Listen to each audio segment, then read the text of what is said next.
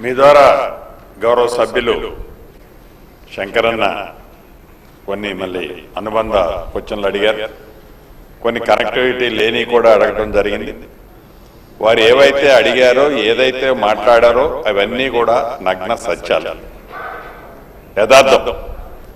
ఏదైతే నిన్న ధరణికి సంబంధించిన అంశం దాంట్లో 2020 ROR చట్టాన్ని ప్రక్షాళన చేసి ధరణిని ప్రక్షాళన చేసే బిల్లుని అసెంబ్లీలో తమ సమక్షంలో ప్రవేశపెట్టి దాని మీద సుమారుగా 1 గంట 20 నిమిషాలు సుదీర్ఘంగా నేను మాట్లాడటం జరిగింది.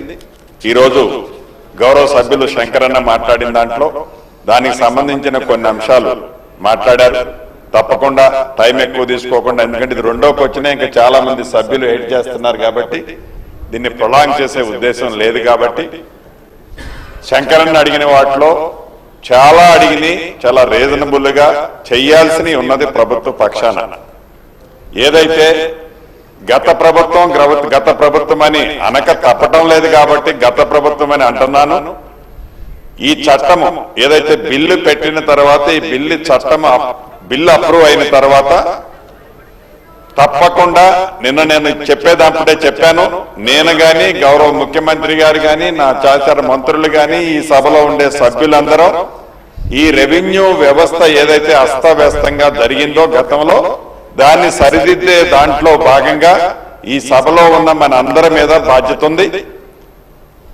ఈ బిల్లు చట్టం రూపంలో మారిన తర్వాత మన నియోజకవర్గాల్లో తప్పకుండా మనం ప్రయాణం చేద్దాం, ప్రజలతో మమేకమవుదాం.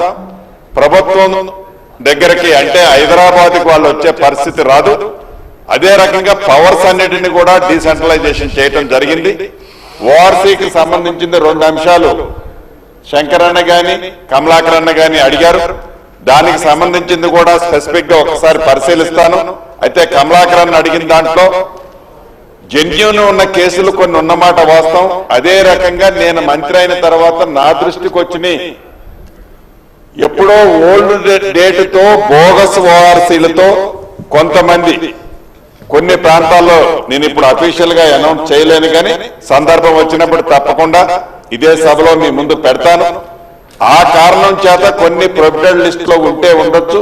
స్పెసిఫిక్ కేసు ఏదైనా జెన్యూన్ ఉన్నది ఉంటే నా దృష్టికి వస్తే ఏ భేషజాలకు పోకుండా అది ఏ రాజకీయ పార్టీ అయినా ఒక రెవెన్యూ మంత్రిగా అధికారులను ఆదేశించి వాటన్నిటినీ క్లియర్ చేయడం జరుగుద్ది.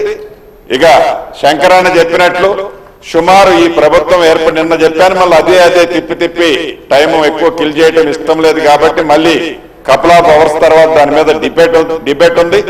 దాంట్లో మళ్ళీ మీరు చెప్పే అన్నిటి వాటికి కూడా తప్పకుండా ఆన్సర్ చేస్తాను. ఇప్పటికే ఇది రెండో క్వశ్చన్, 1 గంటన్నర టైం అయింది. గౌరవ సభ్యులు అర్థం చేసుకోవాలని కోరుకుంటూ సెలవు తీసుకుంటున్నాను.